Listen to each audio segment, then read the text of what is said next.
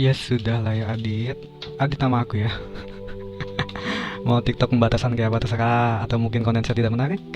Tapi kan katanya kalau guidelines atau kata agensi dulu ya, sejak mereka konten itu di-push sama TikTok sampai dengan 200 view.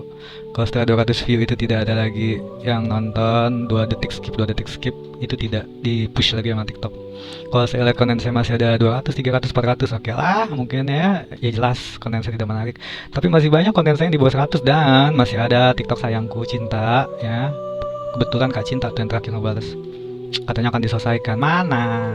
Kalau 5 komentar saya yang dijadikan strike karena saya ada omongan yang kurang baik, yang jelek, nggak apa-apa, saya terima. Di appeal, di reject, saya terima, dijadikan strike. Tapi 2 video itu bukan 2 video saya, itu semua saya jadikan story. Yang mana story itu fitur kamu yang selalu saya tanyakan ya, TikTok tercinta. Story itu kan fitur kamu sayang, yang selalu saya tanyakan mana bisa dijadikan story, mana enggak, jika konten creator aslinya menyalakan fitur story untuk bisa dijadikan story untuk creator-creator lain ya. Jadi 2 video yang masih aktif, karena aktif, yang saya udah kena strike ya, itu 2 itu bukan video saya, jadi kurangilah beban saya. Ya gini loh, saya udah ke Polda, mohon maaf, habis duit saya udah, masih ada tapi terus hari-hari, tapi masih ada LBH TikTok ya, lembaga bantuan hukum, kalau saya tidak mampu lagi bayar pengacara. Bukan untuk akun kecil ini, tapi kalau saya merasa disalah-salahkan padahal itu bukan salah saya, itu kan saya perjuangkan. Setidaknya kamu ada minta maafnya, setidaknya kamu membersihkan akun saya dari apa yang bukan kesalahan saya. Seperti itu ya TikTok tercinta ya. Oke, ini pembacaan pesan kehidupan. The inner sense indera dalam diri kamu. Indra seperti six sense, tapi ini sense indra dalam diri kamu, the inner ya. Today as I quiet the noise of my mind, hari ini seiring dengan aku quiet the noise, menghentikan suara-suara dalam pikiranku, suara-suara yang mengganggu pastinya ya. I become aware of the voice of my heart. Pada akhirnya aku menjadi lebih memperhatikan ya, lebih sadar dengan suara dari dalam hatiku.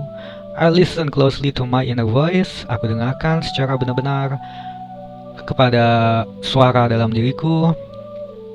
I listen closely. Aku benar-benar mendengarkan terhadap suara yang ada pada dalam diriku. I trust myself and develop confidence in my intuition. Aku percaya pada diriku dan mengembangkan kepercayaan diri dalam intuisiku. My inner truth is divine truth. Kebenaran dalam diriku adalah kebenaran sejati. Kayaknya ini koneksi deh. Kalau aku merasa benar, aku perjuangkan ya. Apa yang benar dalam diriku itu ada kebenaran sejati. Walaupun ada kata-kata bijaksana ya, tidak usah berdebat walaupun kamu merasa benar. Mohon maaf, itu kemelekatan yang masih melekat di diri saya. Saya tidak mau ditekan, karena saya tidak pernah menekan. Oke. I allow, ya mungkin dulu saya menekan almarhum bapak saya ya, dengan cara berbohong. Tapi sekarang udah enggak kok, setelah bapak saya meninggal. Oke, sorry.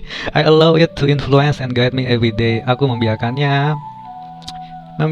inner truth, divine truth itu untuk terus menginfluence aku, mempengaruhi aku, dan mengawal aku setiap harinya, menjadi pembimbing aku setiap harinya. Dia lebih percaya pada inner sense ya, indera dalam diri kamu. Jangan dengarkan suara-suara yang mengganggu dalam pikiran kamu. Quiet the noise of my mind ya, diamkan, hentikan pikiran-pikiran yang jelek dalam diri kamu, overthinking ya.